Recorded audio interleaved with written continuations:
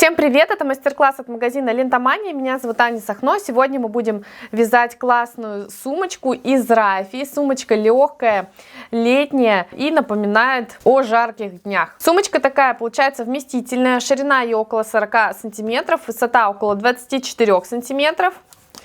Вот так она выглядит с двух сторон. Она имеет очень маленький вес. Здорово будет такую сумочку дополнить подкладкой, например. Также есть вариант ношения сумочки, если вы пришьете кнопочки с лицевой и изнаночной стороны сумки и будете захлапывать боковые части сумочек на эти кнопки, то тогда у вас получится вот такая модная сумка-саквояж. Для вязания этой сумочки вам понадобится 2 мотка рафии. В моем случае рафия 250 метров в мотке.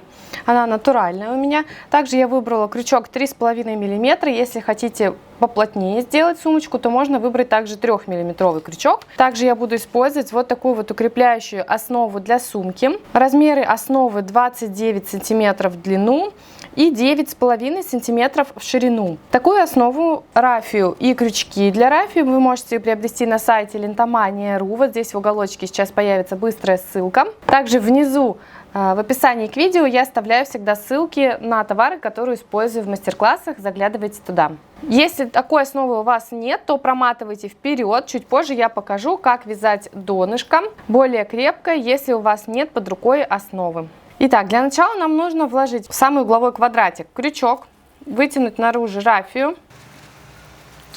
Получается, что у нас рафия проходит через пластиковую основу. Затем мы снова вкладываем крючок в следующую, в соседнюю клеточку. Снова вытягиваем рафию. У нас получается на крючке 2 петельки. И одну петлю мы провязываем через другую. В вязальном мире этот элемент называется соединительная петля. Затем в следующую клеточку вкладываем крючок, вытягиваем рафию и снова провязываем одну петлю через другую. У вас должна получаться вот такая косичка. Продолжаем обвязывание основы по прямой, пока не дойдем до противоположного края. Когда дойдете до последней клеточки, также точно провяжите ее. И мы с вами развернемся на другую сторону, будем обвязывать основу с другой стороны. Также соединительными петлями продолжаем продвигаться к следующему уголку. И на следующем уголочке мы снова повернем. Небольшая рекомендация: когда обвязываете соединительными петлями основу, старайтесь каждую петлю вытягивать на одинаковое расстояние, для того, чтобы у вас петли выглядели аккуратно, красиво и одинаково. И не старайтесь их затягивать и вязать очень туго, потому что иначе у вас будет просто очень сильно просвечивать основа. Пусть лучше они ложатся пышнее на основу и больше ее закрывают. Навязала до конца ширину.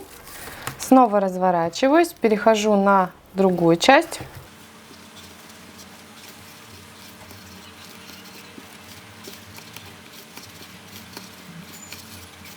Развернулась.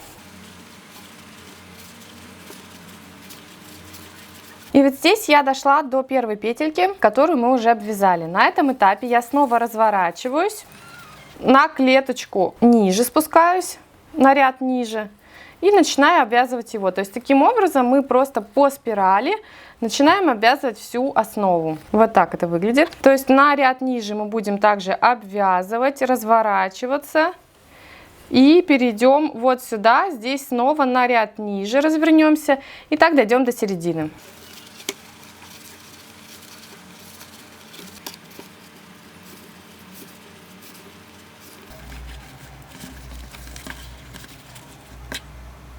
Я заканчиваю обвязывание сетки для укрепления дна. И как только я провяжу последнюю клеточку, вот так это у меня выглядит, мне нужно будет отрезать нитку, вытянуть ее из петли, но все-таки протянуть на изнаночную сторону. Вот эта сторона донышка будет у меня лицевой, а вот эта сторона будет изнаночной. То есть она будет находиться, вот эта сторона, внутри сумки. И здесь можно хвостик спрятать сквозь ниточки. Эти хвостики тоже можно спрятать. Мне пришлось оборвать нитку, поэтому у меня здесь узелок, у вас его не должно быть. Если у вас нет основы, то давайте будем вязать донышко двойной ниткой рафии. То есть я взяла нитку из середины мотка и взяла нитку с края мотка. Вы можете распаковать сразу 2 мотка, но будьте готовы к тому, что у вас нитки перепутаются в обоих случаях. В общем, здесь надо быть внимательным и периодически их распутывать. Итак, 2 нитки. Я делаю такой небольшой перекрест.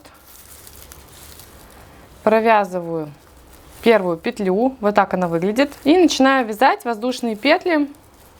Будем вязать донышко самым простым способом, поворотными рядами. Нам нужно, чтобы оно получилось примерно такого же размера, как и у меня основа. Это 29 сантиметров на 9,5 сантиметров. Так как в процессе обвязывания цепочки из воздушных петелек цепочка растягивается, изначально нам нужно набрать немного меньшее количество петель. Для того, чтобы рассчитать, какое количество петелек нужно набрать именно вам, исходя из вашей рафии, из вашей плотности вязания, необходимо сделать простые расчеты. Для начала вам нужно будет связать образец, в котором вы наберете цепочку из 10 воздушных петелек и свяжете высоту 7-10 рядов примерно. После этого вы измеряете линейкой ширину этого образца. После того, как вы измерите образец, вы поймете, сколько сантиметров будет занимать 10 петелек связанных, и сможете легко рассчитать, сколько вам нужно набрать петель, чтобы получить донышко длиной 29 сантиметров. С шириной будет чуть-чуть попроще. Здесь можно просто будет вязать и по ходу вязания уже измерять и смотреть, сколько еще рядов вам нужно добавить до необходимой ширины. У меня получилось, для примера сейчас свои расчеты расскажу, если кто-то никогда не сталкивался с ними. У меня получается 10 петелек занимает 6 сантиметров. Получается, мне нужно связать дно длиной 29 сантиметров. Для этого я 29 сантиметров разделила на 6, получила 5. Значит, у меня в донышке должно быть 5 частей по 10 петелек. 5 умножаем на 10, получается, что я должна набрать 50 воздушных петелек, чтобы у меня получилось дно необходимого размера. Я провязала цепочку из воздушных петелек и сейчас начну ее обвязывать столбиками без накида в обратном направлении. То есть вот эту последнюю петлю я не провязываю, она будет служить петлей подъема на высоту второго ряда. Дальше вкладываю крючок, вытягиваю рафию, у меня получается 2 петли на крючке, я вместе их провязываю и получаю провязанный столбик без накида. Вкладываю крючок в следующую петлю, снова вытягиваю рафию, получаю 2 петли на крючке, провязываю их вместе. Таким образом вяжу в сторону начала цепочки из воздушных петелек и провязываю все петли одну за другой.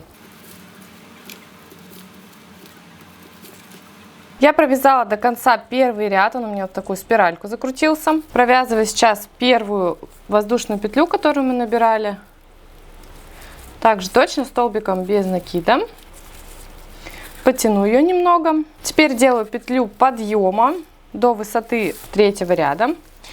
Переворачиваю вязание и начинаю вязать столбиками без накида в обратном направлении. Вот эту самую крайнюю петельку, из которой мы связали петлю подъема, я не провязываю.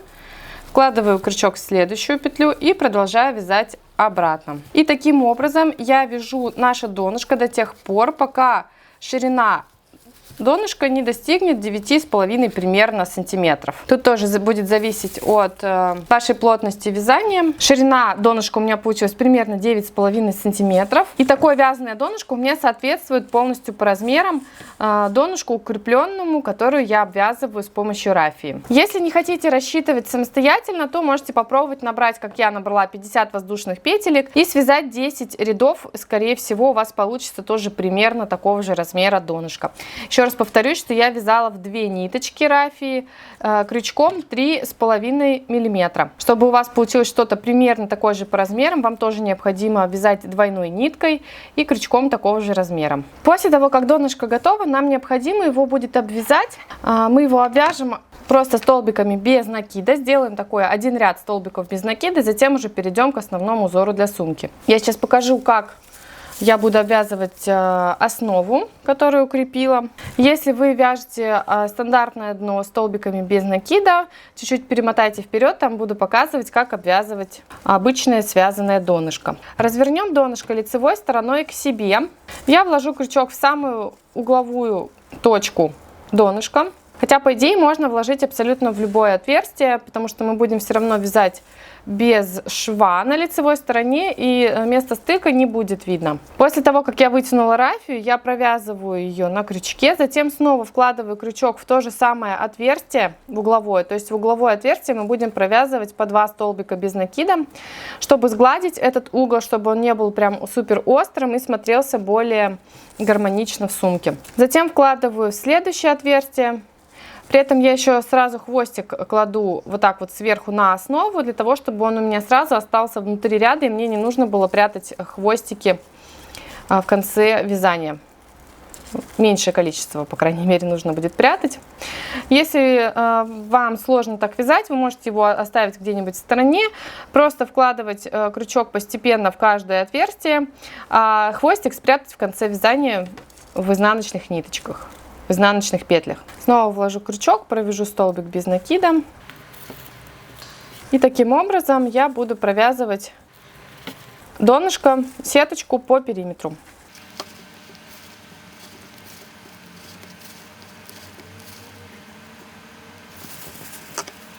Если вы никогда не вязали из рафии, не смотрели мои видео по вязанию из рафии, то я сейчас расскажу вам одну технику вязания, при которой столбики без накида получаются пышные и не затянутые, и при этом небольшие отверстия получаются при провязывании петелек.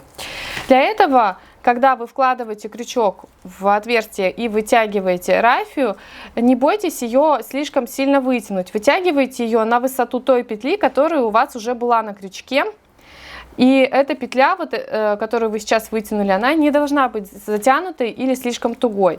А когда вы провязываете 2 петли вместе, старайтесь провязать их потуже и подтягивать рабочую нитку пальцем, для того, чтобы петля, которая остается на крючке сейчас, туго обхватывала крючок и не разбалтывалась, не становилась свободной. Если вы не будете подергивать и подтягивать петлю, она через какое-то время у вас расслабится, и уже в этом случае у вас получится отверстие при провязывании следующего ряда. Вот здесь эта петля получается сильно вытянутой, и получается большая такая дыра некрасивая. Поэтому следим за тем, чтобы вот эта вот петля на крючке, которая остается при провязывании 2 петелек вместе, оставалась как можно более тугой. Старайтесь меньше двигать крючком, больше накидывать рукой на крючок, чтобы не расслаблять петлю. И в этом случае сам столбик получается пышным и свободным, а отверстия при провязывании получаются небольшими. Все равно они, конечно же, будут,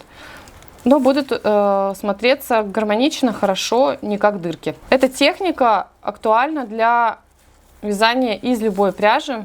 Можете применять ее и на трикотажной пряже, на шнурах, и на обычной шерстяной пряже.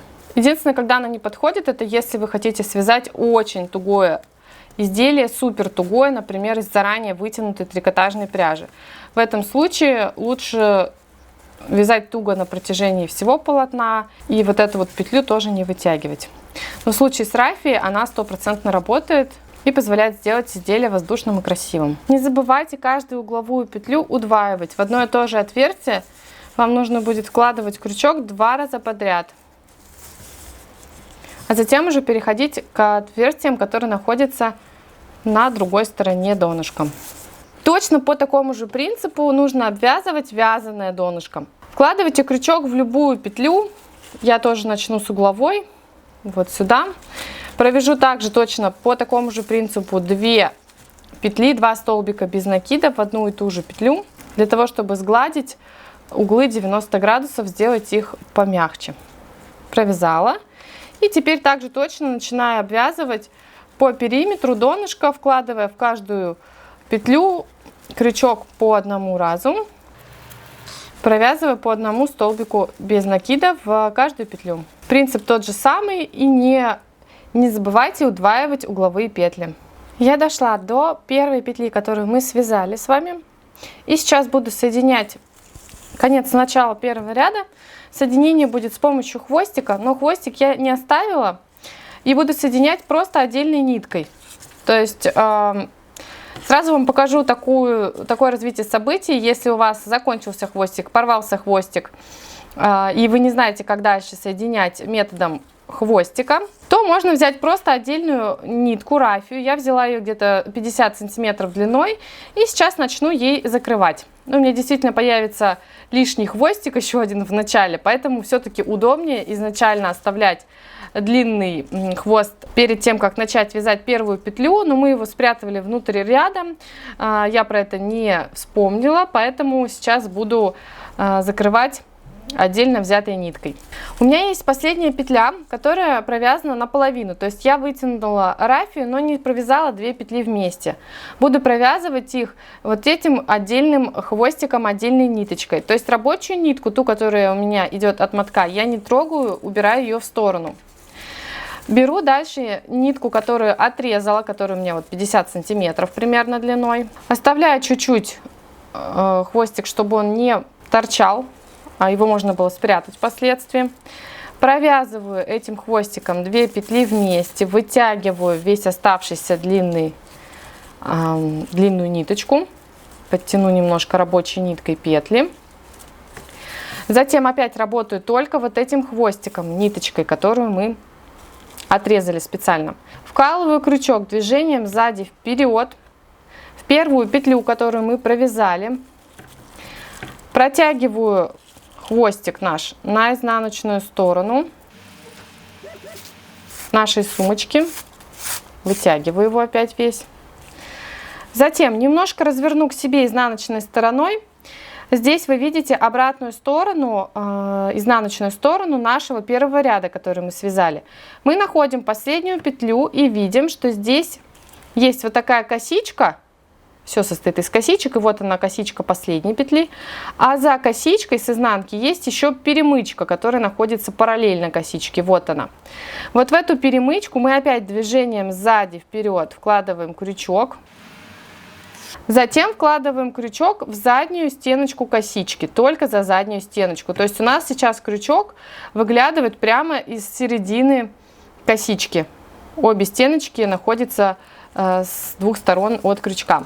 И снова протягиваем наш хвостик, нашу ниточку рафии через перемычку и заднюю петлю косички. Все, таким образом мы сформировали, продублировали еще одну такую косичку, которая имитирует элемент, верхушку элемента столбик без накида. И дальше мы откладываем наш хвостик, вот он у меня в руке вправо, я его откладываю в сторону, чтобы он мне не мешал. Достаю нашу рабочую ниточку, которая тянется от мотка, вот у меня моток, и продолжаю вязание первого ряда.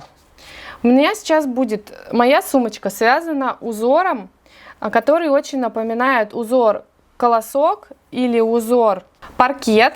Но это более простой вариант этого узора. Если вы пробовали им вязать, и он показался вам сложным, по крайней мере в круговую, это довольно сложно, то попробуйте вот этот способ. Я вкалываю крючок в угловую петлю, вытягиваю петельку на крючок, вытягиваю рафию. Затем вкалываю крючок в следующую петлю, снова вытягиваю рафию и провязываю 2 петли вместе. Затем вкладываю крючок в самую левую перемычку уже провязанные петли, провязанного столбика без накида. Вкалываю крючок в следующую петлю на ряд ниже. Вытягиваю рафию. У меня получается 3 петли на крючке. Все 3 петли я провязываю вместе. Далее мы вкладываем крючок под самую левую перемычку, в ту петлю, которую только что провязали. Затем ищем следующую косичку не провязанную. Вот она. Вытягиваем снова рафию, и опять у нас на крючке 3 петельки. Мы их все 3 одним разом провязываем. Снова ищем самую левую перемычку в только что провязанном элементе. Следующую непровязанную косичку в первом ряду вытягиваем рафию, 3 петли на крючке провязываем вместе. Этот базовый элемент узора колосок мы повторяем каждый раз, провязываем одинаково по ходу вязания рисунка. У нас такой будет узор на сумке, которым довольно интересно вязать, интереснее, чем просто столбиками без накида, и при этом он не такой сложный, как базовый узор паркет или узор колосок. И выглядит намного интереснее, чем просто столбики без накида.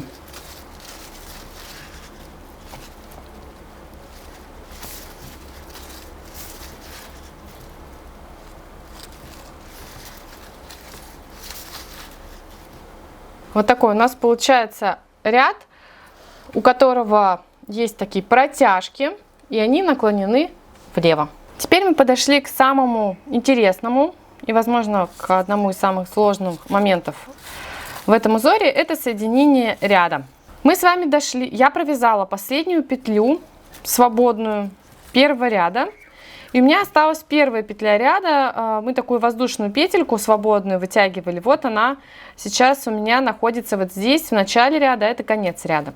Как я буду соединять конец и начало второго ряда? Я снова вкладываю крючок в самую левую перемычку. Затем вкладываю крючок за заднюю стеночку вот этой вот воздушной петли, которую мы вязали в самом начале. Вытягиваю 3 петли вместе на крючке, но теперь рабочую нитку я прячу и откладываю ее, а достаю хвостик, которым мы закрывали предыдущий первый ряд. И этим хвостиком я провязываю 3 петли вместе и вытягиваю этот хвостик весь наружу. Рабочей ниткой можно единственное, что немножко подтянуть к себе узор, притянуть конец начала ряда чуть поближе, но не перетягивайте. И теперь нам снова останется здесь смоделировать вот такую же косичку, которая получается у нас сверху при провязывании всех узоров.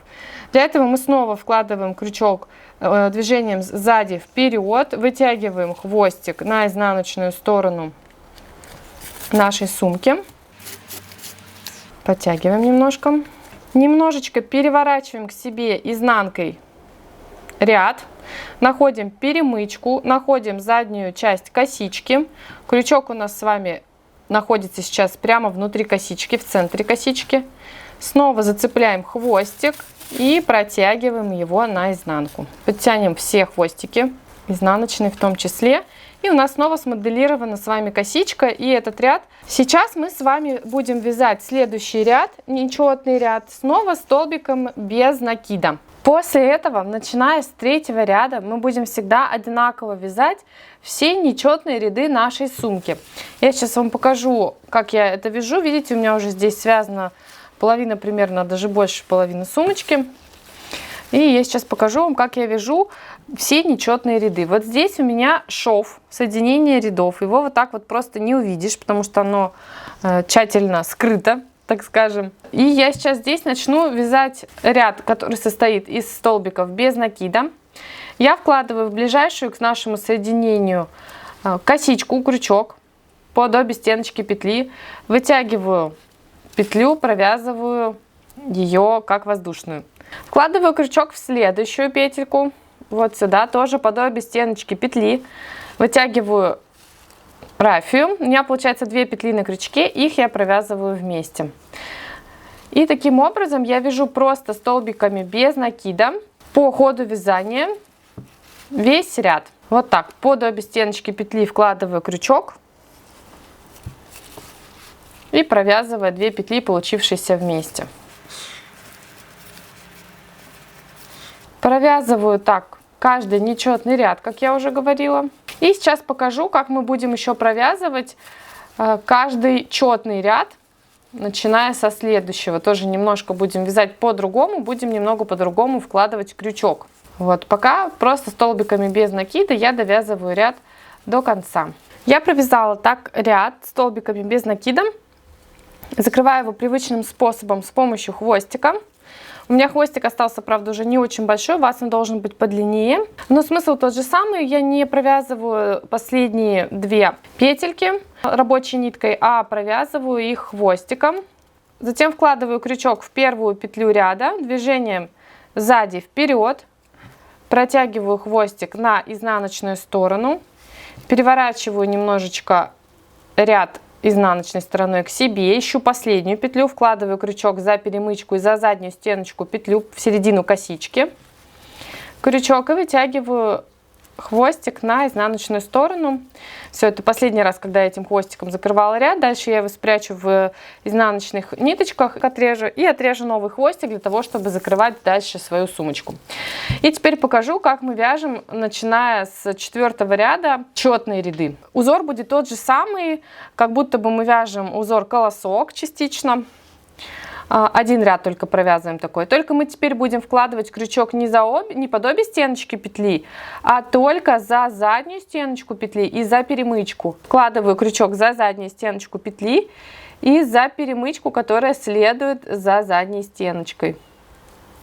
Вот так это выглядит. Здесь, наверное, не очень видно, но вот у меня есть и перемычка, и задняя стеночка. Затем вытягиваю петлю, не провязываю ее никак, вкладываю крючок точно таким же образом под следующую петельку, в следующую петлю снова вытягиваю крючок, 2 петли у меня на крючке, провязываю их вместе, и потом снова начинаю узор колосок, то есть вкладываю крючок под самую левую перемычку, определенным образом вкладываю в центр косички крючок, не за обе стеночки петли, делаю 3 петли на крючке и провязываю их вместе. В общем, вот этим узором паркет за перемычку, в петлю на половину косички и провязываю 3 петли. Этим узором мы вяжем дальше. Немножко вам нужно будет перестроиться после первого ряда и вкладывать крючок только за задние стеночки. Сейчас я покажу, зачем мы так будем делать. Этот способ вложения крючка позволяет нам сделать вот такие вот ребристость такую у узора. Вот такие вот, видите, ребрышки здесь появляются. Такие полосочки.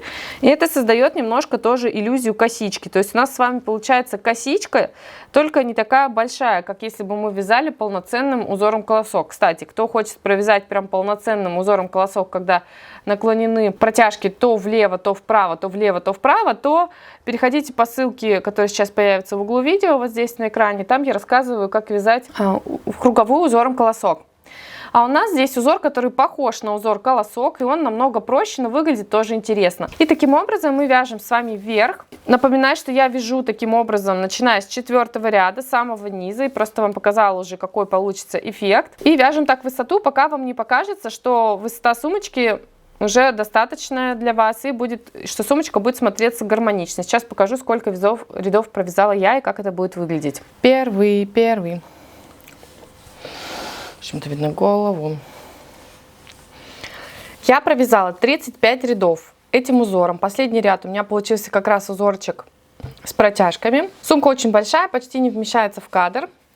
Но сейчас нам останется с вами пришить сюда ручки, привязать, и она будет готова. Одну ручку я уже пришила и привязала. Она выглядит у меня вот так. И мне останется сейчас просто повторить на второй стороне то же самое. Вам сделать 2 одинаковые ручки. Для того, чтобы пришить ручку к сумочке, нам необходимо будет ее обвязать и создать такой контур из петелек, с помощью которого мы привяжем ручку к сумочке. Обвязывать мы будем простым способом, столбиками без накида. Для этого нам нужно будет вложить крючок внутрь ручки, достать рафию, вытянуть рабочую ленту с обратной стороны ручки и провязать первую такую петельку. Вот это вот хвостик, который у нас образовался, его можно положить куда-нибудь на ручку с какой-нибудь стороны, ее прижимать к ручке. Таким образом этот хвостик будет обвязываться и находиться всегда внутри ручки. Затем мы снова опускаем крючок вниз. Обратите внимание, мы не вкладываем его вот так вот внутрь, тогда вот эта петля, она перемещается вниз, растягивается, и у вас не получится просто плотно обвязать ручку. Вы опускаете крючок вниз головкой, чтобы вот эта вот петля, которая обхватывает сейчас крючок, максимально осталась тугой. Затем сами рафию закидываете на крючок, поднимаем медленно крючок наверх, так, чтобы рафия красиво легла на ручку. И затем провязываем 2 петли вместе. Так, я, наверное, наверх положу этот хвостик, чтобы он меня не отвлекал внизу.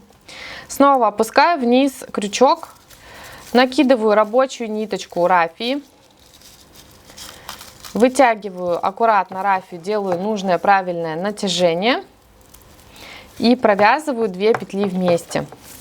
Таким образом у нас с вами должно получиться 36 косичек. Сейчас 2. Старайтесь, чтобы рафия плотно обхватывала ручку. Если какие-то петли получаются свободно, то лучше их перевязать. И одинаковое натяжение делать вот здесь ниточек, чтобы косички, которые получаются, тоже были одинаковые и выглядели симпатично. Так, вот таким образом. Можно, чтобы рафия здесь наслаивалась друг на дружку, это не страшно. Нам принципиально количество петелек, которые получится по итогу, потому что за эти петельки, за эти косички мы будем привязывать ручку к сумке. Главное, чтобы рафия здесь лежала аккуратно. Вот мне придется одну перевязать, потому что она не плотно обхватила ручку и некрасиво так топорщиться стала.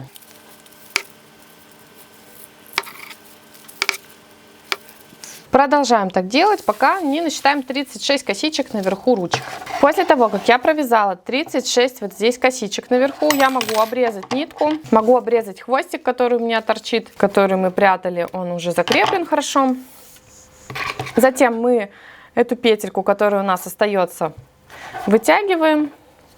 И можем начать пришивание. Все вот эти хвостики мы впоследствии потом спрячем в изнаночных петельках сумки, пока нам их особенно негде прятать. Теперь нам остается самое интересное. Определите, где у сумочки центр относительно донышка. Определяйте, то есть вам необходимо определить центр у донышка и перенести его на верхнюю часть сумочки. А затем здесь прикрепить ручку к сумочке с помощью маркеров, например, для того, чтобы она у вас во время пришивания не съехала никуда, и для того, чтобы вы пришили ее ровно. Точнее, привязали, потому что мы именно сейчас будем привязывать с помощью крючка. Будем привязывать соединительными петельками. Я переворачиваю сумку. Как это будет выглядеть? Берем рабочую нитку и вкладываем ее внутрь сумочки, здесь ее придерживаем рукой. Так, я здесь маркер сразу уберу, чтобы он мне не мешал сейчас. Я придерживаю это место рукой, у меня уже эта часть ручки не съедет. Я вкладываю крючок в самую-самую крайнюю петлю, косичку, под обе стеночки петли. Вот так это выглядит. Затем прокалываю сумочку и подцепляю рабочую ниточку. Сейчас я ее буду вытягивать на лицевую сторону. Вот она, я ее вытянула, ничего с ней не делаю, вкладываю крючок в следующую петлю, также точно под обе стеночки петли, вот здесь видно сейчас будет. Я проколола пока только обе стеночки петли у ручки, сейчас насквозь проколю сумочку, снова подцеплю рабочую ниточку, вытяну ее тоже на лицевую сторону. И теперь у меня на крючке получилось 2 петли. И я делаю соединительную петлю, то есть одну петлю я протягиваю через другую петлю. У меня получается еще одна косичка, которая будет... То есть у меня получится такая цепочка из косичек, которая будет располагаться вот с этой стороны ручки. Затем вкалываю крючок в следующую, под обе стеночки петли следующий. Прокалываю также точно сумочку насквозь, вытягиваю рабочую нитку. Снова получаю 2 петли на крючке, одну петлю протягиваю через другую. И таким образом, петелька за петелькой, я потихонечку привязываю, пришиваю ручку к сумочке.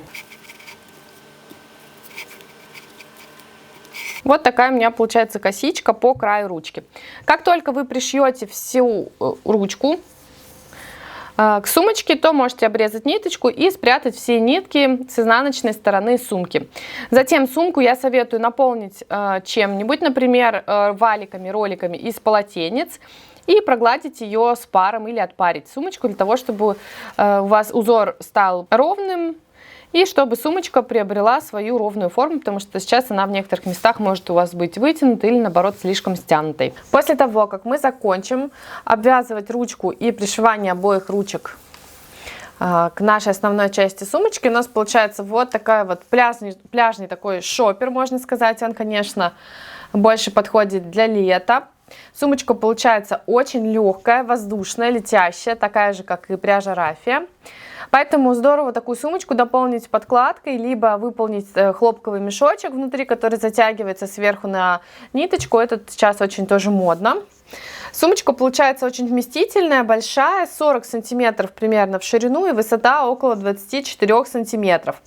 И сейчас расскажу вам еще один вариант ношения такой сумочки. Вы можете пришить с двух сторон у сумочки кнопки, то есть одну часть кнопочки сюда, другую часть кнопочки с обратной стороны сумки, загибать уголки такой сумки захлапывать их на кнопку. Конечно, это нужно сделать симметрично с обеих сторон.